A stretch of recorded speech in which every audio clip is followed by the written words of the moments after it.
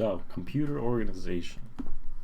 This is I believe, the final class in the computer science path at CCC. And being on that journey from start to finish, from computer essentials to computer organization, has been quite the wild one.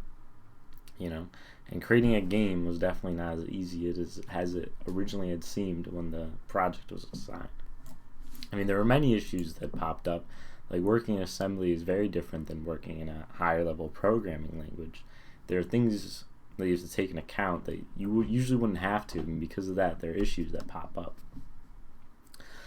So some of the issues that I had were with assembly and working on the processor 6502. There are only a certain amount of cycles per frame where things can happen, like on the drawable area.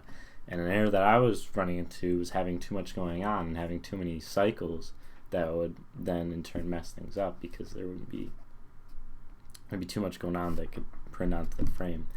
And there are other issues I ran into, like this would be like a hardware limitation where because of the way like the scan line goes across the screen, it goes across horizontally. So if you wanted to move something horizontally, it's not that bad, but if you want to move it vertically, then there's some issues that you run into because of that, because it's going this way, like this, down the screen. So it's kind of hard to do vertical movement, but through just like working at it and kind of doing some manipulation of what's going on, you can get things to move up and down in a way. And so one of the issues I had was I feel like I should have spent more time in working in assembly before the project was started, just to get used to the process and what was going on with all that stuff. I think I would have had a lot easier of a time making the game, and just wouldn't have ran into as many issues because I would have been able to foresee these issues, right?